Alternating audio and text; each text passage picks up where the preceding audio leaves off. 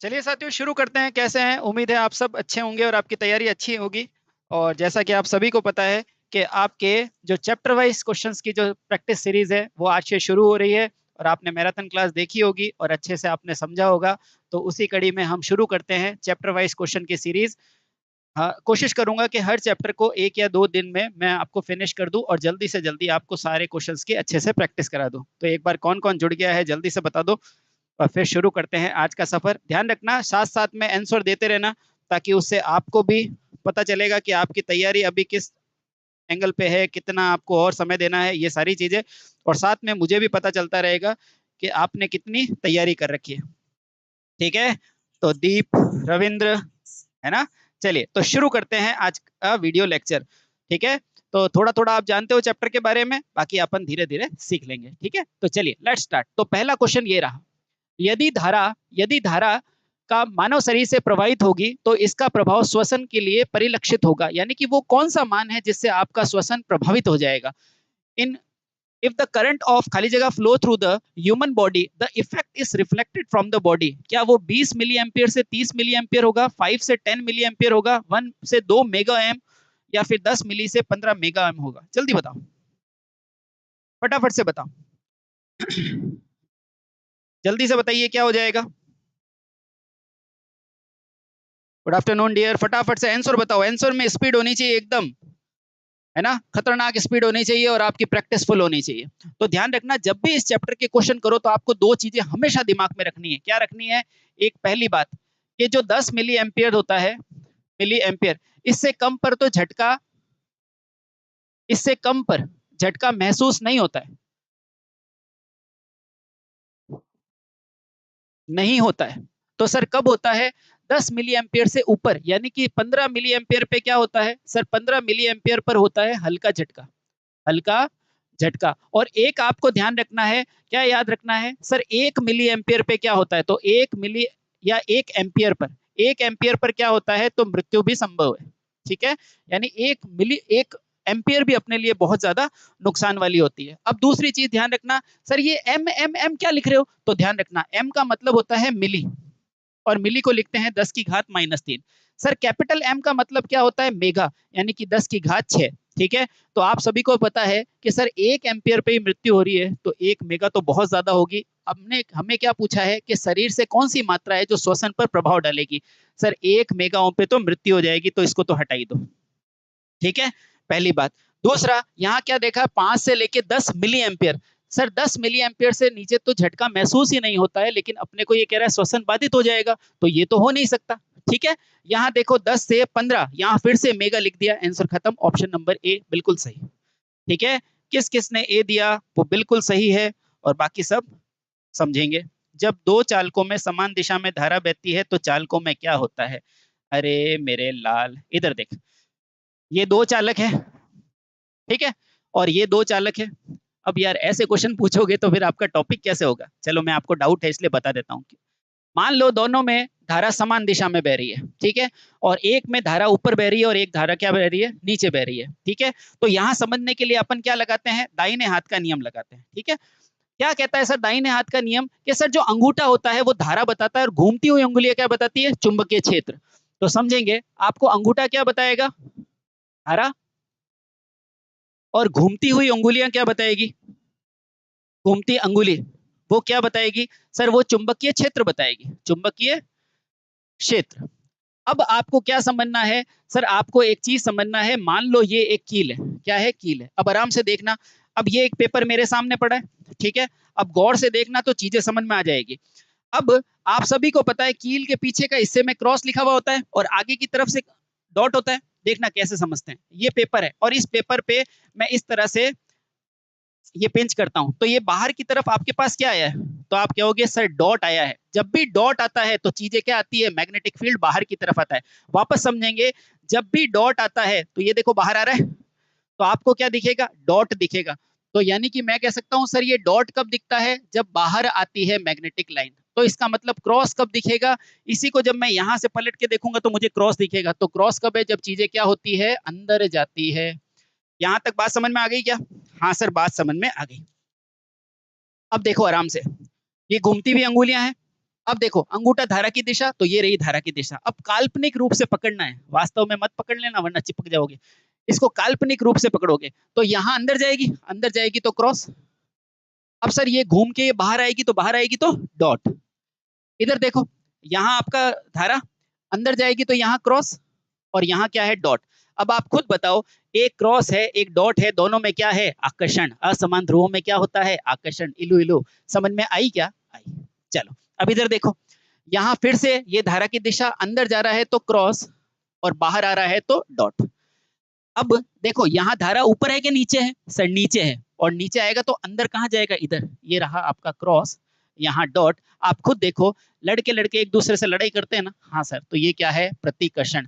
तो यही आपके उत्तर है कि जब धारा असमान दिशा में होगी तो उनमें प्रतिकर्षण होगा, धारा समान दिशा में होगी तो उसमें क्या होगा, आकर्षण। इसको चुंबक से कंफ्यूज मत करना। उम्मीद है आपको समझ में आ गया होगा, ठीक है। हाँ रिंकू समझ में आ गया, ठीक है। सर बैच में क्लास डालो, अरे गुरु आ गई है, चेक करो। WPO में फिटर एलिजिबल है क्या, बिल्कुल एलिजिबल है, उसके लिए आपको सर वीडियो बना देंगे, ठीक है। आ जाओ नेक्स्ट। कपास या अन्य कपड़े के कारण होने वाली आग बुझाने के लिए इनमें से क्या यूज किया जाता है। कपास और साथ में अन्य कपड़ा भी है, अब अन्य में कुछ भी हो सकता है, ध्यान रखना। Which of the following fire extinguisher is suitable for extinguish the fire occur the cotton and other paper? शुष्क रसायन, फोम, जल या सोडा, जल्दी बताओ, जल्दी बताओ क्या यूज करोगे, जल्दी जल्दी जल्दी फटाफट से,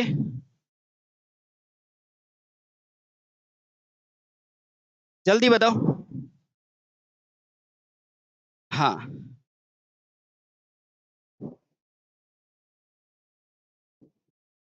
जल्दी बताओ क्या हो जाएगा,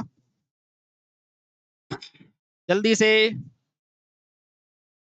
अच्छा अच्छा, किसी ने रॉन्ग बताया था, कोई बात नहीं बेटा, करेक्ट कर लो, है ना, सीखना अपना धर्म है, सीखते रहो और आपके कंसेप्ट क्लियर हो जाएंगे। अब आ जाओ इसमें समझते हैं। देखो यहाँ बच्चों को अक्सर प्रॉब्लम होती है और वो क्या है, छोटी छोटी मिस्टेक करता है, उनको पकड़ो। सबसे पहले आपको ध्यान रखना है, दुनिया की सारी चीजें तीन ही चीजों से मिलकर बनी है। पदार्थ तीन ही प्रकार के होते हैं सर, एक क्या होता है ठोस, एक क्या होता है द्रव, और एक क्या होता है मेरे भाई, गैस। तो आग भी इसी का तो पार्ट है। तो सर ठोस आग कौन सी होती है, जैसे कागज, कागज एक प्रकार की क्या है, हल्का ठोस ही है, तो भैया कागज। उसके अलावा लकड़ी, ये सब क्या है सर, ये ठोस प्रकार के। तो सर द्रव में क्या हो गया, अरे भैया पेट्रोल भराया है, हाँ, तो सर ये पेट्रोल, डीजल, ये सब क्या है सर द्रव। तो सर गैस क्या है, जैसे कि आपने देखी होगी गाड़ी आती है CNG वगैरह, तो भैया वो CNG और ये सब क्या है, गैस है। इवन आपके विद्युत धारा में भी क्या बहते हैं, आवेश, और आवेश भी एक तरह से क्या है, गैस में आएगा, तो भैया विद्युत धारा।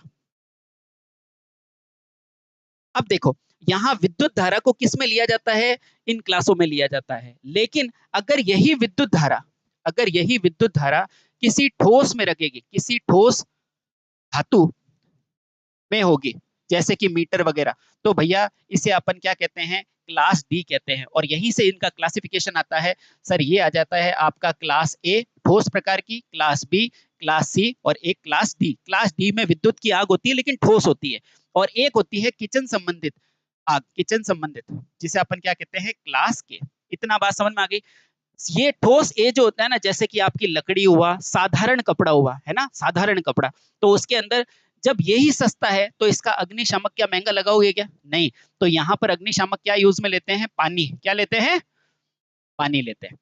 अब आधे बच्चों को ये याद है और उन्होंने लगा दिया कपास, कपास का मतलब कपड़ा, और अन्य के लिए कौन सा है, और उन्होंने जैसे ही लगाया पानी, एग्जामिनर ने बोला ये गलत है। क्यों सर, क्योंकि आगे क्या लिख रहा है, अन्य कपड़ा, अन्य कपड़े में तो आपके सिंथेटिक फाइबर भी आते हैं, है ना। तो उस केस में आप पानी नहीं लगाएंगे, इसके लिए क्या यूज करेंगे, ड्राई केमिकल यूज करेंगे। बोलो बात समझ में आ गई। एक ध्यान रखना, ये फॉर्म यानी कि आपका क्या होता है, झाग, झाग प्रकार का अग्निशामक कभी भी विद्युत में काम में नहीं लेते हैं, और ये भी आपको याद रखना है। तो आंसर क्या हो जाएगा, ऑप्शन नंबर ए। बाकी चीजें मैं आगे आगे चलते समझा दूंगा, अभी के लिए समझो सर ने ऑप्शन नंबर सी क्यों नहीं लगाया, क्योंकि यहाँ लिखा है अन्य, अन्य में तो फाइबर भी आता है, रेजिन भी आता है, बहुत सारी चीजें आती है, ठीक है। नेक्स्ट, उपरोक्त चित्र किसका है, द अबव फिगर इंडिकेट, ये बताओ ये फिगर किसको बता रहा है, इलेक्ट्रिकल हैजार्ड को, हार्ट हर्ट हैजार्ड को, ताप नियंत्रण को, रेडियो एक्टिव हैजार्ड को, विकिरण खतरे को, या केमिकल हैजार्ड या रासायनिक को? किसको बता रहा है? जल्दी बताओ, जल्दी बताओ, किसको बता रहा है फटाफट से, जल्दी से बताएं। हाँ जल्दी बताओ, ये किसको बता रहा है? Option number A. अच्छा ठीक है, जल्दी बताओ क्या गलत है बेटा। हाँ क्या गलत है, जल्दी बता दो भाई। हम्म, जल्दी बताओ, जल्दी बताओ, ये किसका चित्र है? नमस्ते नमस्ते, जल्दी बताओ। देखो, केमिकल, रेडियो एक्टिव, हर्ट, ये क्या है? हर्ट हजार्ड, ताप नियंत्रण। ताप होता तो कुछ इस तरह का सिंबल होता है ना, तो ये तो नहीं हो सकता। अब देखो, विद्युत खतरा, जब भी विद्युत खतरा खतरा होता है तो भैया एक खोपड़ी होती है और उस पर क्रॉस का निशान लगाया हुआ होता है खतरा, क्या वो है क्या ये? तो इसका मतलब सर ये भी नहीं है। अब मेरे पास दो ऑप्शन बचे, या तो केमिकल हो गया या रेडियो एक्टिव होता है। अब मुझे बताओ, जब भी कोई भी बम गिरता है, जब रेडियो एक्टिवता होती है, वो एक ही दिशा में होती है, सारे दिशाओं में होती है? सर सारे दिशाओं में होती है, उसी का सिंबल ऐसे दिया जाता है, that is the radio activity. ठीक है, हाँ बिल्कुल मीना, आपकी क्लास आ जाएगी। और ध्यान रखना, अभी मैं आगे बता दूंगा आपको, अभी पढ़ाई करते रहो। ऊष्मा संबंधित बीमारी अनुभव करने वाले व्यक्ति को निम्नलिखित में से कौन सा कार्य करना चाहिए? विच of the following should be done the person experience the heat related illness? ऊष्मा संबंधित के लिए क्या यूज में लिया जाना चाहिए? पीड़ित को तरल पदार्थ पीने के लिए मजबूर करना चाहिए, forcing the victims to drink the liquid, पीड़ित को गर्म पदार्थ देना चाहिए, कीपिंग द विक्टिम वार्म, ठंडे गीले कपड़े पहनना चाहिए, wearing the cold and a wet cloth, और पीड़ित को गर्म रखना चाहिए या गर्म पानी में रखना चाहिए, या keeping the victim in hot water? जल्दी बता दो, जल्दी बता दो क्या करना चाहिए। अरे आप बताओ, जब आपको बुखार आ जाता है तो मम्मी क्या करती है? गीली पट्टी लेती है और आपके सर पे रख देती है, क्यों? ताकि बॉडी का टेम्परेचर क्या हो जाए? कम हो जाए। तो अब समझो, ऊष्मा यानी कि वही हीट है, हीट को कम करने के लिए क्या है? ठंडा कपड़ा रखना चाहिए। बताओ कहाँ लिखा है ठंडा कपड़ा? ये रहा सर, ठंडे गीले कपड़े पहनाना चाहिए, खत्म हो गया क्वेश्चन। क्लियर? सर पीड़ित को गर्म रखने पर क्या होगा? और ज्यादा टेम्परेचर बढ़ जाएगा, खत्म। सर पीड़ित को तरल पदार्थ, ध्यान रखना कभी भी कोई झटका वगैरह लग जाए तो कोई भी तरल पदार्थ नहीं दिया जाता है, ये भी खत्म। पीड़ित को पानी में रखना चाहिए, नहीं ये भी गलत हो गया। पीड़ित को ठंडे कपड़े पहनाना चाहिए ताकि हीट क्या हो जाए? डिसिपेट हो जाए। ठीक है, नेक्स्ट क्वेश्चन। निम्नलिखित में से कौन सी विद्युतीय दुर्घटना रोक सकने के लिए एक सुरक्षित प्रक्रिया नहीं है? अच्छे से पढ़ा करो question. Which of the following is not a safe work produced that the prevent the electrical appliances? जल्दी बताओ, इलेक्ट्रिकली एक्सीडेंट से बचने के लिए कौन सा सेफ प्रोसीजर नहीं है? पहला, उपयुक्त सुरक्षात्मक उपकरणों का उपयोग की उपेक्षा करना, यानी कि उन्हें नजरअंदाज करना, निरीक्षण या मरम्मत से पहले विद्युत उपकरणों की डी एनर्जाइज करना, यानी चलाने से पहले उसमें जितना भी आवेश है वो खत्म कर देना, बिजली के उपकरणों को उचित देखभाल करना, या एनालाइज लाइनों के पास में यूज करते समय सावधानी रखना। जल्दी बताओ क्या हो जाएगा, जल्दी बताओ। क्वेश्चन को अच्छे से पढ़ना चाहिए। देखो, निम्नलिखित में से कौन सा विद्युतीय दुर्घटना रोक सकने का सुरक्षित प्रक्रिया नहीं है? यानी कि ऐसी प्रक्रिया जहां क्या होगी? दुर्घटना होगी। पहला ऑप्शन, उपयुक्त सुरक्षात्मक उपकरणों की क्या करना? उपेक्षा करना, यानी कि आपको कोई सेफ्टी अप्लायंसेस दिया हुआ है और आपने उसके नियम पढ़े ही नहीं, तो बताओ दुर्घटना होगी ना? होगी। तो यही तो बोल रहा है, प्रक्रिया कौन सी नहीं है? यही है। आगे देखो, निरीक्षण या मरम्मत से पहले उपकरणों को डी एनर्जाइज करना। डी एनर्जाइज का मतलब ये होता है, मान लो कभी आपने कैपेसिटर यूज में लिया, वो कैपेसिटर लाइन में लगा हुआ है तो चार्ज है ना। आप जब भी प्रयोगशाला में काम करते हो तो दोनों जो मीटर की जो लीड होती है उसको आपस में यूं मिलाते हो। जब अपन तुरंत कहते हो कि सर ये मिलाया क्यों, तो सर ने बोला यूं ही मिलाया, वो यूं ही नहीं होता है, दरअसल उसके चार्ज को क्या किया जाता है? न्यूट्रलाइज किया जाता है। ठीक है, तो ये विधि तो करनी चाहिए, अपने को नहीं पूछा इसलिए गलत हो गया। बिजली के उपकरणों की उचित देखभाल करना चाहिए, सर ये तो करना चाहिए, हमें नहीं पूछा है, तो ये भी गलत हो गया। एनर्जाइज लाइनों के पास कार्य करते समय सावधानी रखनी चाहिए, सर ये तो करना चाहिए, हमें नहीं पूछा इसलिए गलत हो जाएगा। ऑप्शन नंबर ए बिल्कुल सही है। ठीक है, हाँ हमें किसी भी गलत नियम की उपेक्षा नहीं करनी है। चलिए नेक्स्ट क्वेश्चन। फ्रीजिंग धारा के मान में होने वाली वृद्धि जिसकी वजह से विद्युत झटके के संपर्क में आने वाले किसी व्यक्ति को की मांसपेशियों में संकुचन उत्पन्न हो जाता है और उसे धारा से अलग होने से रोकता है। इस फ्रीजिंग धारा का मान, अपने को केवल इस पे फोकस करना है। क्वेश्चन क्या पूछा है सर, फ्रीजिंग धारा का मान बता दो। जल्दी बताओ क्या हो जाएगा। इंग्लिश वाले ध्यान रखो, अपने को पूछा है फ्रीजिंग करंट कौन सी होती है।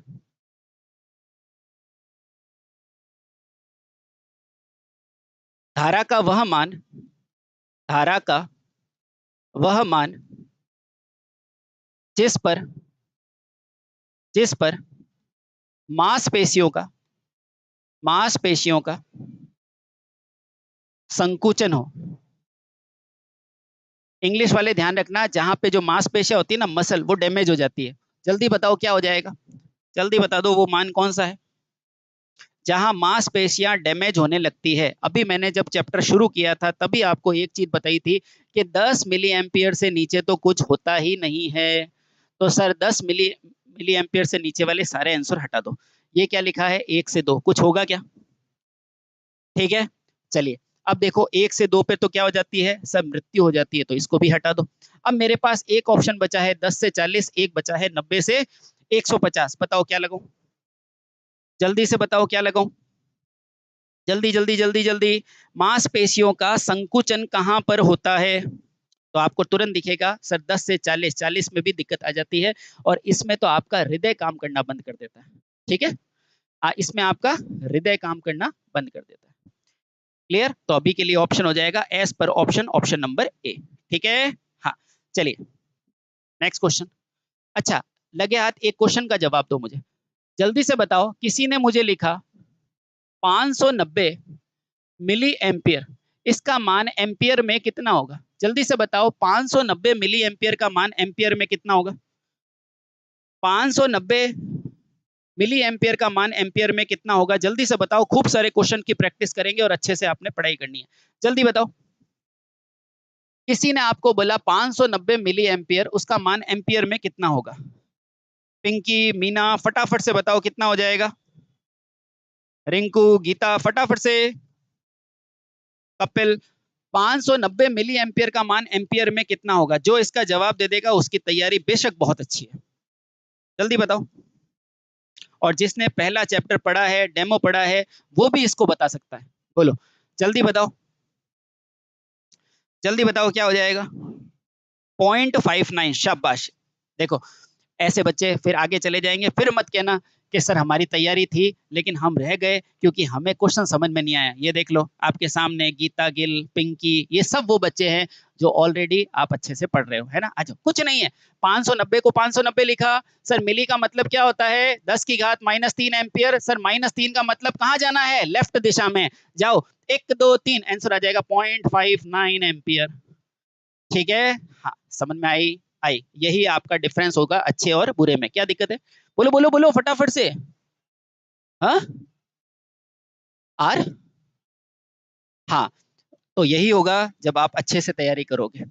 वैद्युतिक यंत्रों में यह सुनिश्चित करने के लिए प्रयुक्त आवरण एनक्लोजर को क्या कहा जाता है जो कि लोग गलती से विद्युतमय भागों में स्पर्श ना आए? मतलब कभी भी किसी भी कारण से आप किसी भी विद्युत के कांटेक्ट में नहीं आए, उसके लिए आप क्या करते हो? इंग्लिश में पढ़ो। What is the enclosure use for the electrical equipment to ensure, ensure करने के लिए पीपल को do not accidentally come contact with the electrical part. उसे कवरिंग कहते हैं, उसे लेबलिंग कहते हैं, उसे गार्डिंग कहते हैं, उसे ग्राउंडिंग कहते हैं। बहुत अच्छा क्वेश्चन है, स्टार लगा लो, बेसिक क्वेश्चन है। जल्दी बताओ जल्दी बताओ।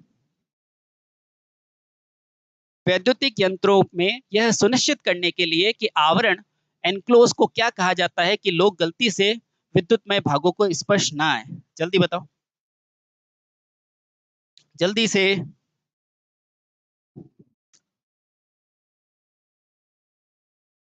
आंसर बताओ आंसर। क्या तुम्हारा लैग चल रहा है क्या? कमेंट क्यों नहीं आ रहा है? जल्दी बताओ जल्दी से। क्या कहेंगे उसे? वेरी गुड, सबसे पहला आया मंजोत नूर ब्लॉक का। अच्छा very good, option number A, बहुत अच्छे। देखो सबसे पहले समझो कवरिंग क्या होती है। जैसे किसी भी चीज को ढकना क्या कहलाता है? कवर। चॉकलेट के ऊपर का कवर देखा है? तो उसी तरह विद्युत मशीनों के ऊपर का कवर जो होता है ना, उससे बाहर की भाग को कवरिंग कहते हैं। क्या कवरिंग से झटके से बचा जा सकता है क्या? नहीं। लेबलिंग क्या होता है सर? जैसे मान लो ये फोन है, फोन के ऊपर ये स्टिकर है, ये क्या है? इसका लेबल है। तो भैया क्या लेबलिंग से झटके से बचा जा सकता है क्या? नहीं। उसके बाद एक है गार्डिंग, एक है ग्राउंडिंग। सर ग्राउंडिंग से झटके से बच सकते हैं, लेकिन उसके लिए ग्राउंडिंग करनी पड़ती है। अपने को क्या पूछा है? कौन सा आवरण है? आवरण को कहते हैं अपन गार्डरिंग। ठीक है, हाँ, ऑप्शन नंबर बी। समझ में आया? अगर आपको कभी आंसर नहीं भी आए तो by the option you can get your answer. ठीक है, okay. Next question. Ram Ram बेटा। Next question. त्वचा रहित मनुष्य का आंतरिक प्रतिरोध लगभग सीमा क्या होती है? The internal resistance of human including the skin. इस स्किन के साथ आपका प्रतिरोध कितना होता है? जल्दी बताओ, जल्दी बताओ, जल्दी से। सर हमको तो ये पता है कि जो मानव त्वचा का प्रतिरोध कितना होता है सर, वो 1000 ओम होता है। अब बताओ ये शुष्क अवस्था में होता है या गीली अवस्था में होता है? बताओ, ये सामान्य अवस्था में अपने बॉडी में कितने परसेंट पानी है? 75%। तो ध्यान रखना 1000 ओम। अब बताओ 1000 की रेंज किस में आ रही है? क्या इसमें 1000 आ रहा है क्या? नहीं। क्या इसमें 1000 आ रहा है क्या? आ रहा है ना? 500 से 3000 के बीच में 1000 आ रहा है। 500 से 3000 के बीच में 1000 नहीं आएगा? हाँ। 5000 से 15000 में 1000 नहीं आ रहा? नहीं आ रहा भाई। 5 के बाद 6 आएगा। ऐसे मत करो, नींदों में हो गया। 5 से 30 में सर नहीं। आंसर क्या हो जाएगा? आंसर हो जाएगा ऑप्शन नंबर बी। ठीक है, 500 से 3000 के बीच में त्वचा के साथ। क्वेश्चन पूछने का तरीका ऐसा ही होता है। ठीक है, समझ में आया? आया। Next question. चित्र में दर्शाया गया चेतावनी का संकेत क्या इंगित करता है? What does the warning sign is indicate? बताओ ये क्या इंडिकेट कर रहा है आपको? बताओ ये क्या इंडिकेट कर रहा है? फटाफट से, स्पीड तेज होनी चाहिए। हमें ये बिजली के घेरे या फैंस पर खतरा नहीं है ये इंगित कर रहा है। फैंस बिजली के घेरे में ऊष्मा महसूस करे ये इंगित कर रहा है। बिजली के घेरे से दूर रहे या बिजली के घेरे को स्पर्श करे? जल्दी बताओ क्या इंगित कर रहा है ये? जल्दी बताओ। देखो, ये आपके क्या है सर? ये बिजली का तार है और ये आपका क्या है? हाथ है। और इसके ऊपर दरअसल ये मार्किंग ऐसे करनी चाहिए थी, लेकिन कोई बात नहीं, अपन मान लेते हैं। तो बताओ क्या हो जाएगा? पहला, बिजली के घेरे को स्पर्श करे। कभी बिजली के घेरे को स्पर्श कर सकते हैं क्या? नहीं, वरना करंट आ जाएगा। ऐसा कोई सिंबल नहीं बनाया जाता है ना। बिजली के घेरे को स्पर्श नहीं करे ऐसा सिंबल होता है। बिजली के घेरों को दूर रहे, ठीक है। ऊष्मा में सर, ऊष्मा होती है ना, तो इस तरह से हीट का सिंबल बताता, तो ये हो सकता है क्या? नहीं। बिजली के घेरे का कोई खतरा नहीं है। अगर कोई खतरा नहीं होता तो सिंबल होता है क्या? हमारा आईई नियम कहता है अगर 650 वोल्ट से ज्यादा है तो हर जगह खतरे का सिंबल लगाना है। तो भैया ये भी नहीं। आंसर क्या हो जाएगा? बिजली के फैन से दूर रहे, घेरे से दूर रहे।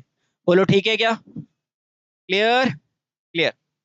ऑप्शन नंबर बी कहां से आया? वापस देख लो एक बार। ऊष्मा कहीं दिख रही है क्या यहाँ पर? नहीं सर, नहीं दिख रही है। ठीक है, चलिए नेक्स्ट क्वेश्चन।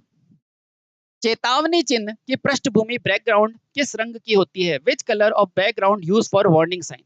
लाल रंग की, नीले रंग की, पीले रंग की या काले रंग की? जल्दी बताओ। चेतावनी की पृष्ठभूमि किस रंग की होती है? जल्दी से। हाँ, वेरी गुड अमित। जल्दी बताओ, चेतावनी की पृष्ठभूमि किस रंग की होती है? तो देखो, तीन चीजें आपको हमेशा याद रखनी है। कौन कौन सी? देखो, एक तो है सबसे पहले चेतावनी। अब मुझे बताओ, कोई आपको चेतावनी देगा तो आपको अच्छा लगेगा या बुरा लगेगा? सर बुरा लगेगा। बुरा लगेगा यानी कि चीजें आपको चुभेगी। और चुभने वाला साइन कौन सा होता है? ट्राइंगल। बोलो बात समझ में आ गई? आ गई। पीला रंग का साइन जो होता है, पीला रंग देखते ही अपने आंखों को चुभता है ना, तो बस इससे याद भी आ जाएगा इसका रंग कैसा होता है? येलो। तो चेतावनी का बैकग्राउंड कैसा होता है? येलो। और आकार कैसा होता है? ट्राइंगुलर। अच्छा, कोई भी आवश्यक चीजें होती है, आवश्यक चीजें, तो अपन क्या बोलते हैं किसी भी पेज पे कि यार ये इंपॉर्टेंट है, तो अपन क्या लगा देते हैं? गोला। तो भैया आवश्यक की पृष्ठभूमि कैसी होती है? सर गोला। कोई चीज अपन कहते हैं कि भैया ये जो चीज है वो एक जानकारी है, सूचना है, तो अपन क्या कहते हैं? सर ये एक सूचना लिखी हुई है तो इसको डब्बे में डाल देते हैं ना। तो जो अपन करते हैं वही सिंबल है। तो ध्यान रखना, सूचना की पृष्ठभूमि कैसी होती है? बॉक्स आकार की होती है। आंसर देख के बता दो क्या पूछा है क्या नहीं पूछा है। क्या पूछा है? ये कह रहा है चेतावनी की पृष्ठभूमि कैसे कलर की हो जाएगी? येलो कलर की हो जाएगी, पीले कलर की हो जाएगी। ठीक है, नेक्स्ट क्वेश्चन। नीचे दिया गया संकेत क्या बताता है? Identify the symbol. जल्दी बताओ ये सिंबल क्या बताता है?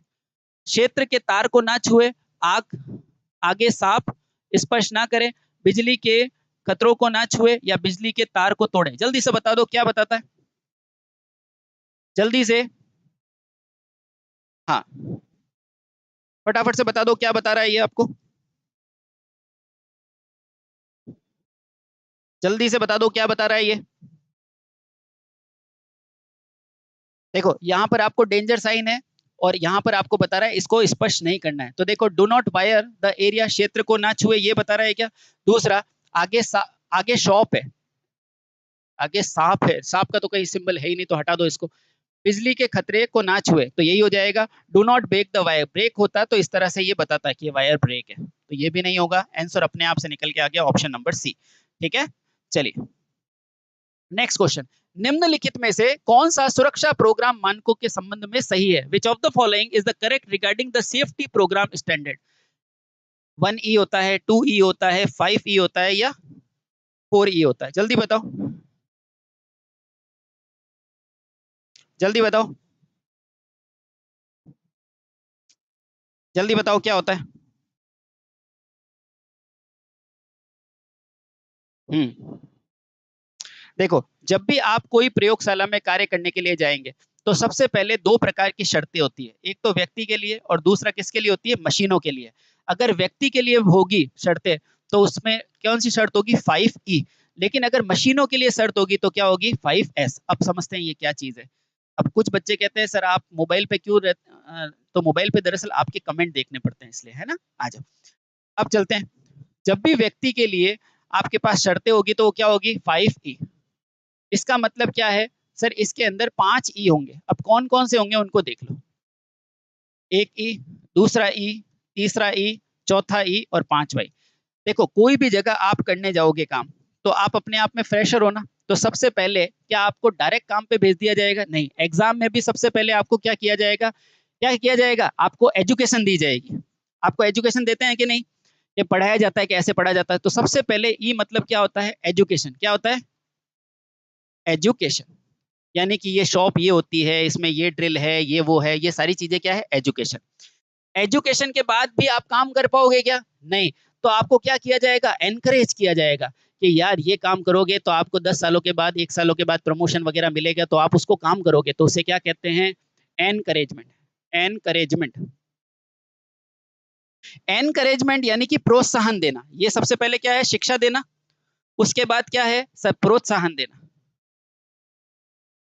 प्रोत्साहन देना। उसके बाद अगला ही, अभी तक भी आप काम नहीं करोगे, अब आपको जबरदस्ती किसी भी एक सिस्टम के अंदर डाल दिया जाएगा, उसे कहते हैं एनफोर्समेंट। क्या कहते हैं? एनफोर्समेंट, यानी बाध्य करना कि यार ये इस टाइमलाइन में करना ही करना है।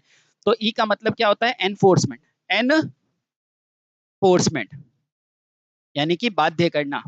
और उसके बाद लास्ट में जब आप किसी भी काम को करने के लिए, मान लो आपने ये एक चार्जर बनाया, फिर इस चार्जर को लेके आप अपने सीनियर के पास जाते हैं, तो वो क्या करता है? इसमें इंजीनियरिंग करता है। क्या करता है? इंजीनियरिंग के भैया ये जो आपका ये टॉप बनाया है इसको थोड़ा टेपर बना दो, थोड़ा बड़ा बना दो ताकि ज्यादा बिकेगा, उसे क्या कहते हैं? इंजीनियरिंग। तो अगला क्या है? इंजीनियरिंग। अब ये भी काम होने के बाद लास्ट में क्या होता है? जैसे एक बार जो चार्जर बन गया है उसको क्या किया जाता है? नए नए तरीके से बनाया जाता है, उसे क्या कहते हैं अपन? लास्ट में। लास्ट ई का मतलब बता दो जल्दी से। लास्ट ई का मतलब बता दो फटाफट से। पहले ई का मतलब एजुकेशन, दूसरा है एनकरेज, फिर एनफोर्समेंट, इंजीनियरिंग, और लास्ट में क्या होता है? उसमें नवाचार लाया जाता है, उसे क्या कहते हैं? इवोल्यूशन। क्या कहते हैं? इवोल्यूशन। क्लियर? क्लियर। तो ये 5E आपको ध्यान रखना है, कभी भी आपसे कुछ भी पूछे तो आप बता सकते हैं। ठीक है, और इसका मतलब भी आपको समझ में आ गया। 5E वास्तव में किसके लिए होता है? व्यक्तियों के लिए होता है, किसी क्राफ्टमैन के लिए होता है जो वहां काम कर रहा है। ठीक है, सबसे पहले एजुकेशन, फिर एनफोर्समेंट, एनकरेजमेंट, एनफोर्समेंट, इंजीनियरिंग, और लास्ट में क्या होता है? Evaluation. Clear? Clear. Good afternoon. तो आ गया 5E। Next question. अगर कोई व्यक्ति बेहोश हो जाता है तो पहली कार्रवाई क्या करनी चाहिए? What is the first action to be the person person faints? अगर कोई व्यक्ति अगर बेहोश हो जाए तो सबसे पहले क्या करेंगे? एक कह रहा है गुरुजी क्या लगा के आए हो, आज बहुत चमक रहे हो। बेटा सुबह से ये 5वीं क्लास है, ये पसीना है जो चमक रहा है। आ जाओ, जल्दी बताओ क्या हो जाएगा आंसर, जल्दी बताओ, जल्दी बताओ, जल्दी बताओ क्या हो जाएगा। अगर कोई व्यक्ति बेहोश हो जाए तो सबसे पहले क्या करना चाहिए? ऑप्शन नंबर ए, व्यक्ति की सांस जांच करनी चाहिए, चोट की जांच करनी चाहिए, नाड़ी की जांच करनी चाहिए, या फिर रक्तचाप की जांच करनी चाहिए। जल्दी बताओ, सबसे पहले क्या करना चाहिए? जल्दी बताओ, जल्दी बताओ क्या हो जाएगा। आपकी क्लास क्लासरूम से हो रही है, स्टूडियो से नहीं। हाँ, जल्दी बताओ क्या हो जाएगा। देखो, सबसे पहले ये इंश्योर करना चाहिए कि आपकी सांस चल रही है कि नहीं। तो पहला क्या हो जाएगा? चेक द पर्सन ब्रीथ, यानी सांस चेक करनी चाहिए कि उसके अंदर सांस आ रही है। अगर नहीं आ रही होती है ना, तो फिर लोगों को साइड में करके उसको पहले प्रॉपर जगह से उसको सांस उपलब्ध कराते हैं। ठीक है, चलिए नेक्स्ट। किसी दुर्घटना में अप्रत्यक्ष लागत क्या होती है? The indirect cost of accident. क्या मनी फॉर द ट्रीटमेंट, उपचार के लिए जो धन होता है वो इनडायरेक्ट होता है क्या? Cost for the productive time of injured, यानी कि घायलों के अनुत्पादक समय की लागत होता है क्या? कंपनसेशन पेड, भुगतान की क्षतिपूर्ति होता है। कॉस्ट ऑफ इक्विपमेंट डैमेज, यानी कि क्षतिगत उपकरणों की लागत, क्या चीज होती है भैया? अप्रत्यक्ष क्या होता है? जल्दी बताओ। अब यहां पर आप एक चीज समझेंगे, सर प्रत्यक्ष क्या होता है, अप्रत्यक्ष क्या होता है। देखो, एक तो घाटा होता है प्रत्यक्ष, और एक क्या होता है, अप्रत्यक्ष। किसी भी दुर्घटना में अप्रत्यक्ष लागत, प्रत्यक्ष लागत का मतलब जो डायरेक्ट कॉस्ट है, और इनडायरेक्ट का मतलब क्या है, जो दूसरी तरीके से लगेगी। देखो, मनी फॉर द ट्रीटमेंट, आपने कोई दुर्घटना हुई और उस पर मनी लगाया तो डायरेक्ट दिया ना, तो उसे कहते हैं। तो ये पहला वाला जो ए आता है वो किस में आएगा? प्रत्यक्ष में, क्योंकि डायरेक्ट पैसा दिया गया।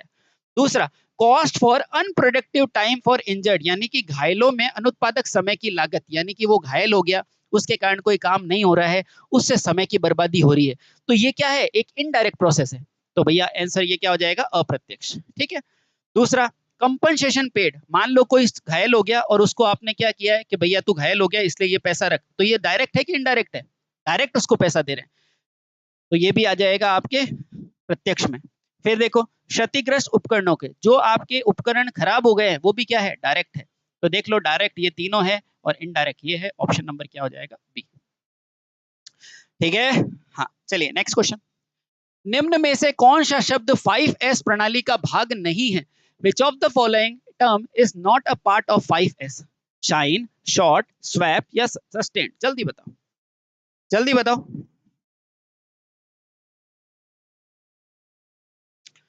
जल्दी बताओ।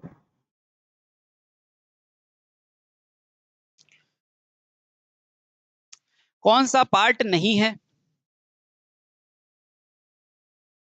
चलो इसको भी समझते हैं। जब भी आप कंपनी में काम करने जाते हो तो दो शर्तें होती है, एक व्यक्तियों के लिए और एक मशीन या औजारों के लिए, है ना। देखो, मान लो आपकी कोई एक कंपनी है और उस कंपनी में आपने कोई एक प्रोडक्ट बनाते हो, तो सबसे पहले प्रोडक्ट के लिए एक ही सामान मंगाते हो या अलग अलग जगह से अलग अलग चीजें मंगाते हो? अलग अलग जगह से मंगाते हो। अब जैसे मान लो ये मोबाइल बना रहे हैं, तो इसके बाहर का फ्रेम अलग आएगा, अंदर की मशीन अलग आएगी, बैटरी अलग आएगी, ये सब चीजें अलग अलग आएगी। अच्छा, तो यहाँ पर अपन स्टैंडर्ड लेते हैं 5S। कौन सा लेते हैं? 5S। इसमें पहला एस, दूसरा, तीसरा, चौथा, पांचवा, ये किसके लिए होगा सर? ये मशीन या वस्तुओं के लिए होगा। ठीक है। अब सर ये क्या क्या होता है? देखो, सबसे पहले आपको ये मोबाइल बनाना है ना, इस मोबाइल के लिए आपकी बैटरी अलग आई, बाहर की फ्रेम अलग आई, कांच अलग आई। तो सबसे पहले क्या करेंगे?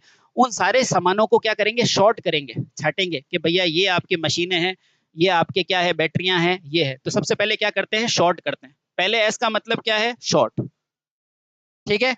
शॉर्ट करने के बाद जब ये सारे पैनल एक जैसे आ जाते हैं, फिर अपन उनमें से देखते हैं अच्छे वाले कौन से हैं, बुरे वाले कौन से हैं। तो उसे क्या कहते हैं? शॉर्ट के बाद set in order, set in order, यानी कि उसे ऑर्डर में जमाया जाता है। शॉर्ट के बाद सेट इन ऑर्डर। उसके बाद उन चीजों को क्या किया जाता है? साफ किया जाता है। साफ करने को क्या कहते हैं? चमकाना, यानी कि शाइन किया जाता है।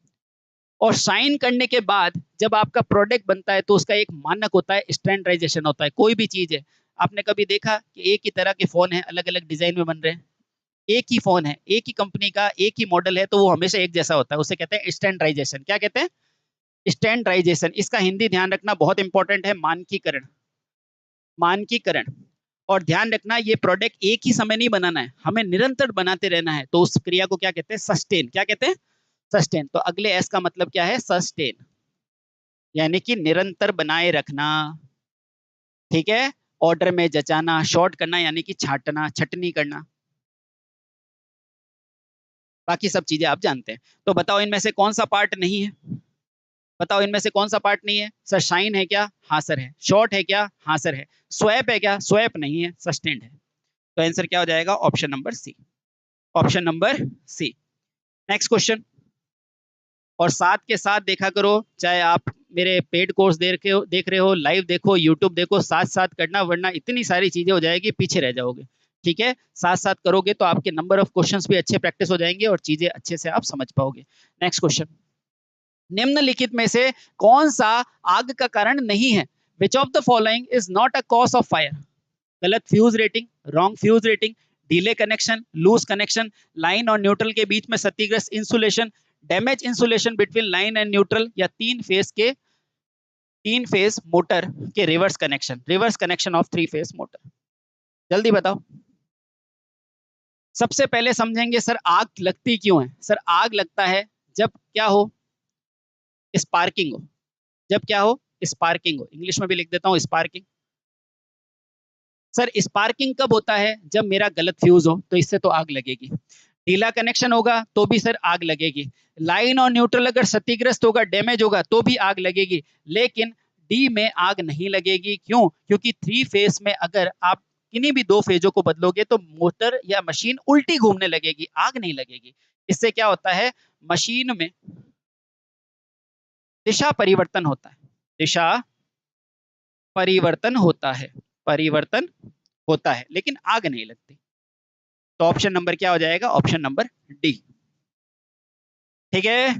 ठीक है। चलो नेक्स्ट क्वेश्चन। खाली जगह प्रकार के आग में झाग और सूखा पाउडर वाले अग्निशामक प्रयोग किए जाते हैं।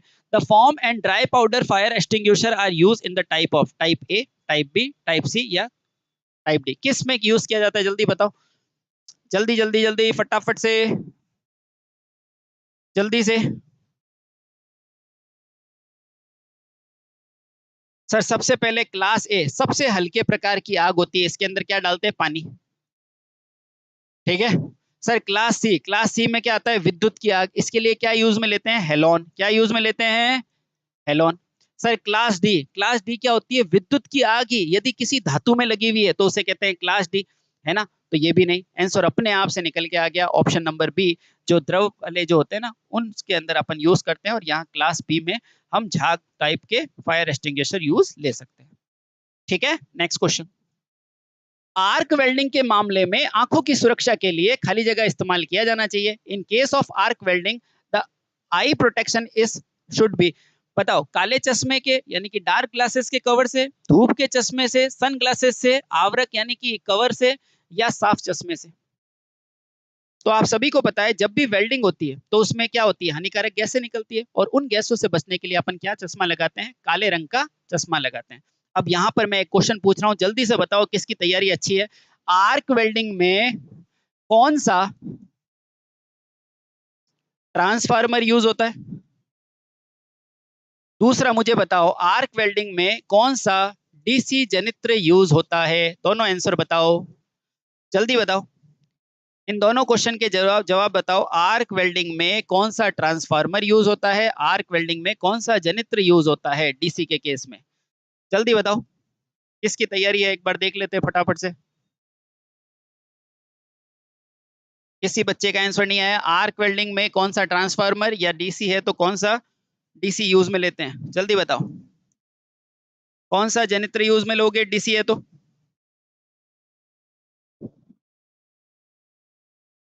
किसी ने पहले थोड़ी थोड़ी तैयारी की है? जल्दी बताओ, जल्दी बताओ, जल्दी जल्दी। Very good, Gita, very good. देखो, तो जनित्र की बात करोगे तो क्या होता है? डिफरेंशियली कंपाउंड जनित्र होता है।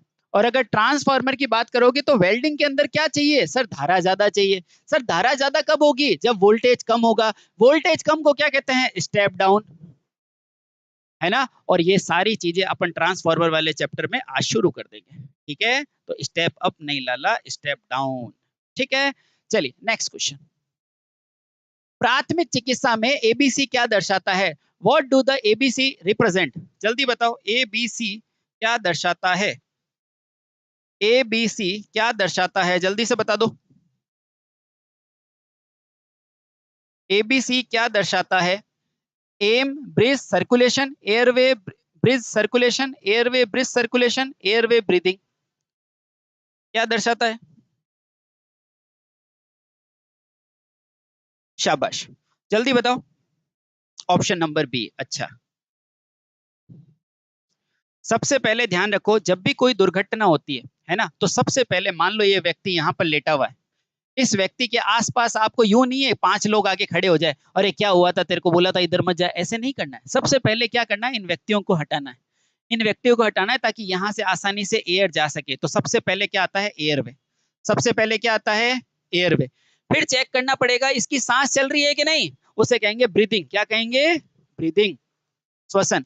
और उसके बाद लास्ट में चेक किया जाता है नाड़ी से कि भैया इसका रक्त चल रहा है कि नहीं, उसे कहते हैं सर्कुलेशन, क्या कहते हैं, सर्कुलेशन। अब देखो कहाँ है सर, एम है यहाँ पर तो हटा दो इसे, सर यहाँ एयर पाथ है, हटा दो इसे, सर यहाँ एयरवे है, ठीक है, सर यहाँ एयरवे है, ठीक है, सर यहाँ क्या लिखा है, ब्रिज, ब्रिज नहीं ब्रीथिंग, ये रहा सर ब्रीथिंग। और एक यहाँ पर और होगा जिसे कहेंगे सर्कुलेशन, यानी कि खून का बहाव चेक करना। तो ऑप्शन नंबर क्या हो जाएगा, डी।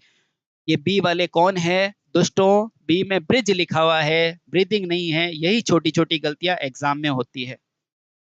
सर थ्योरी भी कराते हैं क्या आप, हाँ बेटा थ्योरी भी कराते हैं, ऐप में कराते हैं, ठीक है dear. Okay next question. Next question, halon अग्निशामक फायर एक्सटिंग्विशर में इनमें से कौन सी सामग्री भरी जाती है, which of the following materials filled for the halon extinguisher, क्या ब्रोमोफ्लोरोक्लोराइड भरते हैं, शुष्क पाउडर भरते हैं, कार्बन डाइऑक्साइड भरते हैं, या जल भरते हैं, जल्दी बताओ क्या भरते हैं। हेलोन में क्या भरा जाता है, हेलोन में क्या भरा जाता है, आओ समझा देता हूं। सबसे पहले ध्यान रखना, हेलोन जो होती है वो किसके लिए काम में आता है सर, विद्युत से लगी आग में हेलोन काम में आता है। अब हेलोन केवल नाम से नहीं है, इस हेलोन में दो चीजें होती है, क्या क्या होती है सर, देखो हेलोन के अंदर दो चीजें होती है, एक तो होता है हमारा BFC, एक होता है CTC, इन दोनों का मिक्सचर होता है। BFC का नाम क्या होता है, ब्रोमो फ्लोरो कार्बन, इंग्लिश में भी इसे यही कहते हैं। और CTC का मानना होता है कार्बन टेट्रा क्लोराइड, ठीक है। अगर सर ये भी नहीं हो तो फिर क्या होता है, तो बिजली की आग में तीसरा जो इंपॉर्टेंट होता है वो होता है CO2। अब एक क्रम लिख रहा हूं जो ध्यान रखना, बिजली की आग के लिए पहला ऑप्शन क्या लगाना है, हेलोन। अगर सर हेलोन नहीं है तो क्या लगाना है, CTC। सर CTC भी नहीं है तो क्या लगाना है, BFC। सर BFC भी नहीं है तो क्या लगाना है, CO2। सर CO2 भी नहीं लगाना है तो फिर रेत डाल देना खाली, ठीक है। इसके बाद क्या आता है, रेत। बात समझ में आ गई, ये पूरा इसका प्रोसेस है। अब बताओ हेलोन में क्या क्या आता है, BFC और CTC, तो क्या दिख गया आपको, ब्रोमोफ्लोरोकार्बन, ठीक है। सर ऐप में कब क्लास लगी है, अभी बता देंगे बेटा, है ना। हाँ अभी रुको, थोड़े क्वेश्चंस कराने दो, फिर मैं आपको बता दूंगा, डोंट वेरी, है ना। अभी पढ़ाई पे फोकस करो, वरना क्वेश्चंस नहीं हो पाते। किस प्रकार के अग्निशामक यंत्रों का उपयोग विद्युत उपकरण, बिजली के उपकरण से बिजली की आग निकालने के लिए प्रयोग किया जाता है, जल्दी बताओ, class A, class B, class C या क्लास के। Which type of fire extinguisher used to put out the electrical fire from electrical components, जल्दी बताओ, अच्छे से बताओ भैया। इलेक्ट्रिकल का नाम याद आती है हमें, क्या चाहिए सर, इलेक्ट्रिकल का होता है क्लास C। चलिए अभी बता देते हैं, 2 मिनट रुको। वर्ग ए फायर एक्सटिंग्विशर की भूमिका क्या है, what is the role of class A extinguisher, जल्दी बताओ क्या है। लकड़ी और कागज जैसे साधारण कंबस्टिबल का उपयोग करना, ठीक है।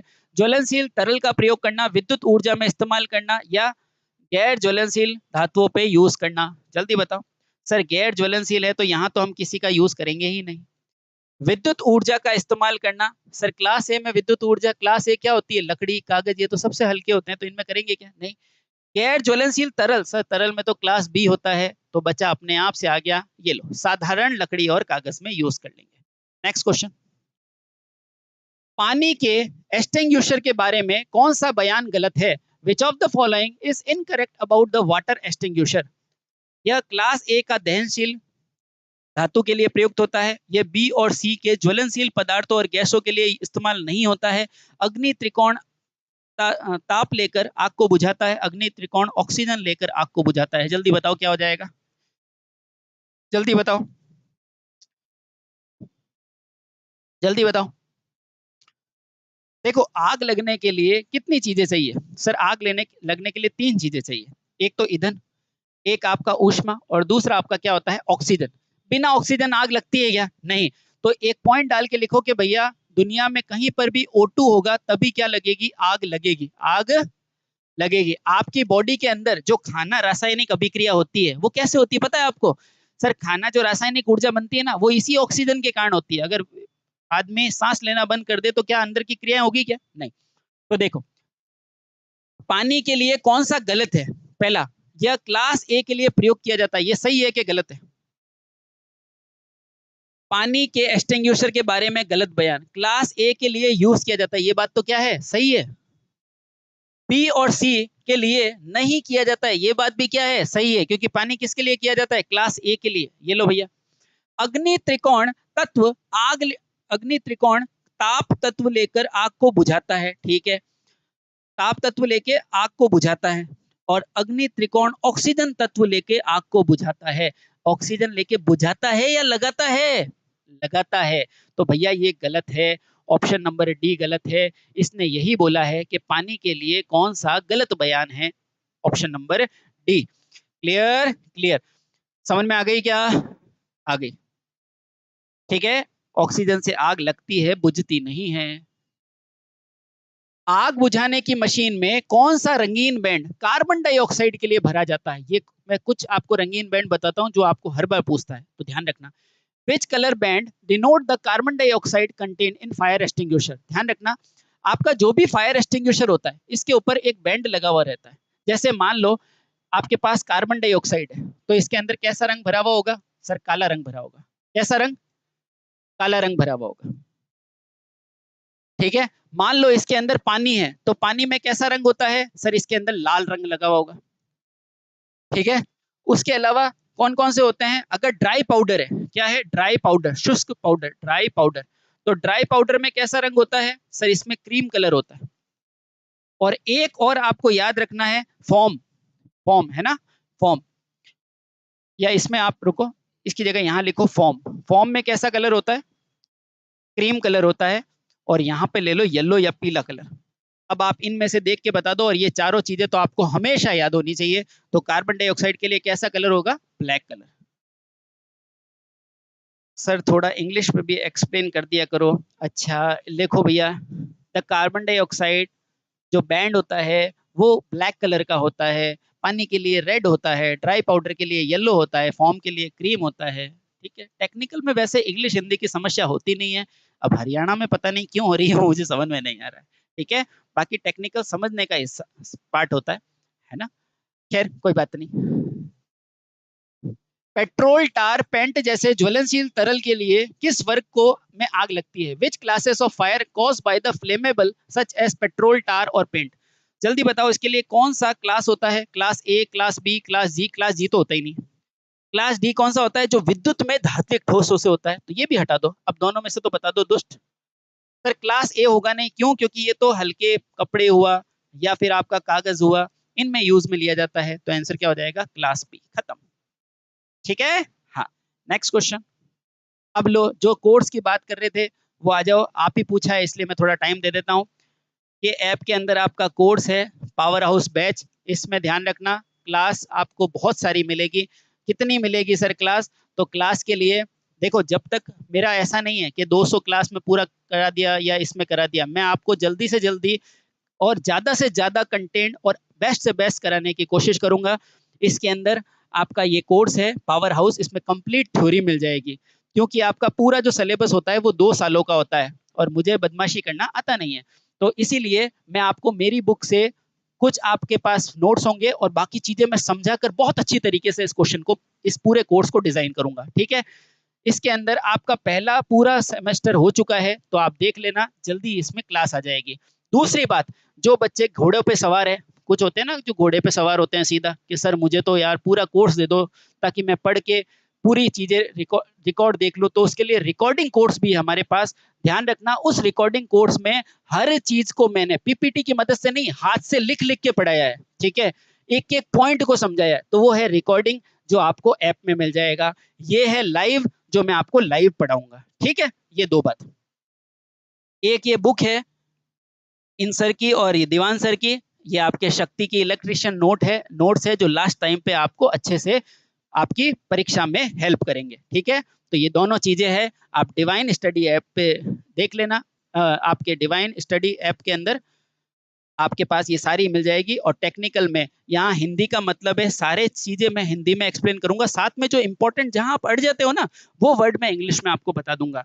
लाइव मेरे साथ किया करो, करने में मजा भी आएगा, पढ़ने में मजा आएगा, साथ में आपको डाउट हो तो तुरंत पूछ लिया करो। ठीक है, अब क्लास कितने बजे होगी, तो डेली क्लास जो है वो 1 से 2 या 3 भी आ सकती है, इसलिए कमर की पेटी बांध के रखना। मेरे साथ पढ़ोगे तो फिर क्लासे मत गिनना, कंटेंट को गिनना और साथ में पढ़ाई करना जब तक एग्जाम नहीं हो जाए। ठीक है, और 1 से 2 महीने के अंदर मैं पूरे कोर्स को वाइंड अप कर दूंगा। ठीक है, क्लियर क्लियर। आपके पास फुल स्टडी मटेरियल आएगा, अच्छे से आप पढ़ लेना और सारी चीजें आपके पास हो जाएगी। नंबर 1 बात, रिकॉर्डिंग चाहिए, रिकॉर्डिंग में 500 घंटे का है और सारी चीजें मैं अ से अनार जैसे लिख लिख के पढ़ाते हैं ना, वैसे मैंने आपको पढ़ा रखी है, तो कहीं से कोई दिक्कत नहीं आएगी। आप गांव से भी उठ के सीधे आ जाओगे कि सर मैं तो आईटीआई की खरीद के लेके आया हूँ, मुझे कुछ भी नहीं आता है, तो भी आप रिकॉर्डिंग वाला ले लेना और उसको याद कर लेना, समझ लेना का काम हो जाएगा। सर आज इसमें क्लास होगी, आज जैसे ही आपके यूट्यूब की क्लास खत्म होगी 5 मिनट के बाद आपकी इसकी क्लास हो जाएगी। ठीक है, ज्यादा क्वेश्चन पूछना मत, अब मैंने आपको सब बता दिया है, क्योंकि मेरे पास लोड है तो मैं आपको उस हिसाब से बता रहा हूँ। अभी का क्लास ये चल रहा है, उसके बाद वो दूसरा आ जाएगा। ठीक है सर, क्लास प्लीज ऐप पर डाल देना, 100% डाल देंगे और इसको पढ़ने के बाद आपको कहीं किसी चीज की जरूरत नहीं होगी, मेरा ये भरोसा है। आप भरोसा रखना, अच्छे से बड़े भाई की तरह पढ़ना, चीजें हो जाएगी। ज्यादा क्वेश्चन खुद से पुटअप मत करो, पहले इस्तेमाल करो फिर विश्वास करो। चलो आ जाओ next. Wait chemical fire extinguisher में इस्तेमाल होने वाला मुख्य तत्व कौन सा है? What is the main electrical use for wait and fire extinguisher? जल्दी से बताओ, कॉपर, मैग्नीशियम, पोटेशियम या फॉस्फोरस? जल्दी बताओ क्या हो जाएगा, जल्दी बताओ, जल्दी बताओ क्या हो जाएगा। तो ध्यान रखना, जब भी आप केमिकल की बात करते हो तो केमिकल में हमेशा कौन सा एक ही पदार्थ आता है, वो क्या होता है? पोटेशियम। क्या होता है? पोटेशियम। और आपने वो रिएक्टिव सीरीज नहीं पढ़ी है क्या? सबसे पहले पोटेशियम, फिर सोडियम, साइंस के अंदर तो हाईली रिएक्टिव कौन है? पोटेशियम। बस वहीं से क्लियर किया। चलो सर नेक्स्ट। विद्युत आग बुझाने हेतु निम्न में से कौन सा अग्निशामक प्रयोग किया जाता है? Which type of fire extinguisher is suitable for electrical fire? Soda acid fire extinguisher, carbon dioxide fire extinguisher, form type या वाटर टाइप? जल्दी बताओ कौन सा है, जल्दी बताओ कौन सा एक्सटिंग्विशर है, जल्दी जल्दी जल्दी जल्दी, शाबाश। बिजली में कभी भी फॉर्म प्रकार का एक्सटिंग्विशर हो सकता है क्या? सर बिजली को तो झाग से नफरत है। क्यों? क्योंकि झाग क्या होता है? गैसियस अवस्था में होता है, वो चार्ज पकड़ लेता है। तो भैया ये तो होगा ही नहीं, तो जो सी बोल रहा है वो गए काम से। सर पानी और बिजली का कोई संबंध है क्या? ये तो दुश्मनों का संबंध है ना? हाँ, भारत पाकिस्तान जैसे, वो इसको देखना पसंद नहीं, वो इसको देखना पसंद नहीं, वो संबंध है, तो इसको कतई नहीं। कार्बन डाइऑक्साइड या एसिड वाटर? एसिड नहीं, आंसर हो जाएगा कार्बन डाइऑक्साइड। फिर से लिख देता हूं, सबसे पहला ऑप्शन आएगा हेलोन का, हेलोन नहीं हो तो बीएफसी, बीएफसी नहीं तो सीटीसी, सीटीसी नहीं तो कार्बन डाइऑक्साइड, और नहीं तो फिर रेत। जो आपके सिनेमा घरों में वो बाल्टी में होती है ना लाल कलर में, वो क्या भरी हुई होती है? रेत ही होती है। ठीक है, चलिए नेक्स्ट क्वेश्चन। विद्युत आग किस प्रकार के अग्निशामक यंत्र में प्रयोग ली जाती है? Which type of fire extinguisher use for electrical fire? बताओ भैया, सोडा, फॉर्म, हेलोन या पाउडर? जल्दी बताओ, जल्दी बताओ। जल्दी बताओ क्या हो जाएगा। और रेगुलर प्रैक्टिस करना, आपके यहीं पे खूब सारे क्वेश्चंस की प्रैक्टिस हो जाएगी और आपको सारी चीजें मिल जाएगी, ठीक है। हाँ, विद्युत के लिए कौन सी होती है सर? विद्युत के लिए सोडा पानी होता है क्या? नहीं सर। विद्युत के लिए हेलोन होता है। कहाँ लिखा हुआ है? ये रहा सर। तो लगाओ और आगे बढ़ो। फॉर्म होता है क्या? नहीं सर। हटाओ, भगाओ इसको। पाउडर होता है क्या? नहीं सर। खत्म। Next question. विद्युत कार्य के लिए किस प्रकार के जूतों का उपयोग करना चाहिए? What kind of shoes use for electrical works? चमड़े के सोल के चमड़े के जूते, चमड़े के सोल के कपड़े के जूते, मोटे रबड़ के सोल के चमड़े के जूते, या रबड़ के सोल के कपड़े के जूते? सबसे पहले बताओ, आप कोई भी काम कर रहे हो, वहां आपका जो सोल होगा वो कपड़े का होगा या चमड़े का होगा? पहले बताओ। चमड़े का होगा, क्योंकि वो मजबूत होगा। तो चमड़ा या तो यहाँ लिखा है या यहाँ लिखा है, कपड़ों को तो भगा दो। अब बताओ, मोटा होना चाहिए या पतला होना चाहिए? मोटा होना चाहिए। जैसे अपने वुडलैंड के जूते नहीं आते, वो मजूरो टाइप, वो घसते ही नहीं है। आप घस जाते हो लेकिन वो जूते नहीं घसते।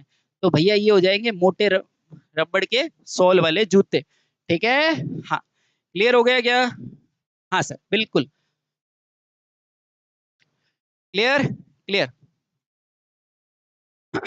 चलो नेक्स्ट क्वेश्चन। कृत्रिम श्वसन की साधारण और आसान विधि क्या है? What is the simple and easy method for artificial respiration? Sylvester, मुंह से नाक, शेफर, या मुंह से मुंह विधि? जल्दी बताओ, जल्दी बताओ कौन सी विधि है, फटाफट से। हम्म चलो, अब मैं आपको सारी विधि बता देता हूं और जो जो क्वेश्चन आता है वो यहीं लपेट देता हूं, ठीक है। आ जाओ।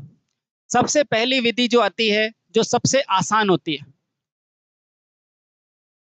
अब आधे लोग कहेंगे सर सबसे मजेदार भी होती है। आसान कहते हैं इसको, है ना, आसान, इजी। ठीक है सर, आसान कौन सी होती है? सर मुंह से मुंह। सर इस विधि को तुरंत किया जा सकता है, लेकिन ध्यान रखना, तुरंत करने के साथ यहाँ रबड़ का वॉल या कपड़ा प्रयोग में लिया जाता है, ताकि बैक्टीरिया आपस में स्थानांतरित नहीं हो। समझ में आई? यूं नहीं कि सीधा ही चालू हो गए ना, ठीक है। हाँ, दूसरा, ये आसान विधि है। इसके बाद दूसरी आती है मुंह से नाक विधि, ठीक है। अब ध्यान रखना, जो मुंह से मुंह विधि है, इसका दूसरा नाम पूछा जाता है, इसे कहते हैं लैम्बार्ड विधि। क्या कहते हैं? लैम्बार्ड विधि। एक होता है सिल्वेस्टर। क्या होता है? सिल्वेस्टर। और एक क्या होती है विधि? सेफर। क्या होता है? सेफर। अब इनमें आपको पहचान होनी चाहिए। सेफर, इंग्लिश में भी सेफर ही कहते हैं, अंग्रेजों। अब सुनो, सेफर का मतलब, अब जब आप थके हुए होते हो तो बेड के ऊपर कैसे, यूं सीधे लेटते हो कि उल्टे लेटते हो? सच सच बताना। सर थके हुए होते हैं तो बेड के ऊपर उल्टे लेट जाते हैं ना। तो सेफली में ध्यान रखना, छाती कहाँ होती है? नीचे। छाती कहाँ होती है? नीचे की तरफ। और कमर कहाँ होती है? ऊपर की तरफ। अब इसका जस्ट उल्टा क्या हो जाएगा? सिल्वेस्टर। सिल्वेस्टर में छाती कहाँ होती है? सर ऊपर की तरफ। और कमर कहाँ होती है? नीचे की तरफ। अब बताओ, एक चीज और पूछी जाती है इसमें, छाले कहाँ हुए हुए हैं? अब बताओ, जब आप सेफर में उल्टे लेटे हो यहाँ पर, तो छाती के ऊपर छाले होंगे, तो ये दबेंगे नहीं? दबेंगे नहीं तो जलन नहीं होगी? होगी। तो ये विधि कब यूज ली जाती है? जब छाले कहाँ हो? कमर पे। सेफर विधि में छाले कहाँ होते हैं भैया? कमर पे। कहाँ होते हैं? कमर पे। और सिल्वेस्टर में अपन यूं सीधे लेटते हैं, तो ये ऊपर की तरफ है, तो छाले कहाँ होते हैं? छाती पे। तो ध्यान रखना, यहाँ छाले कहाँ होते हैं? छाती पर। और एक चीज और याद रखना, सबको 1 मिनट में 20 से 25 बार दोहराया जाता है। ये पूरा आपका क्या हो गया? रिवीजन हो गया, ठीक है। सारी चीजें बता दी इंपॉर्टेंट, जो जो आपके लिए इंपॉर्टेंट थी। बात समझ में आ गई? अब बताओ सबसे आसान विधि कौन सी है? जय हिंद। जल्दी बताओ सबसे आसान विधि कौन सी है? बताओ बताओ। तो लैम्बार्ड विधि। लैम्बार्ड को ही क्या कहते हैं? मुंह से मुंह विधि। क्लियर हो गया? क्लियर हो गया। ये सारे क्वेश्चन ध्यान में रखियो, ठीक है। चलिए, तो ये फिर से बता देते हैं, ये बहुत बढ़िया बेहतरीन क्लास नोट्स है, आपको ऐप के अंदर मिल जाएंगे। और आप इसकी बुक मंगा सकते हैं। ये दीवान सर द्वारा बनाई गई बेहतरीन बुक है। ये सर हैं आपके, ये इसके अंदर इनमें इन्होंने काम किया था। और लास्ट में ये मेरा कोर्स है, रिकॉर्डिंग भी अवेलेबल है, लाइव भी अवेलेबल है। अभी इसकी क्लास 5-10 मिनट के अंदर आपको नोटिफिकेशन आना है जो लोग एनरोल कर चुके हैं। ठीक है, तो मिलते हैं कल और तैयार रहना, और फिर से शुरू से लेके लास्ट तक मैं बहुत अच्छे तरीके से क्वेश्चन कराऊंगा और आपकी प्रैक्टिस करा दूंगा। ठीक है, thank you so much, bye bye, take care, ta-ta, Jai Hind.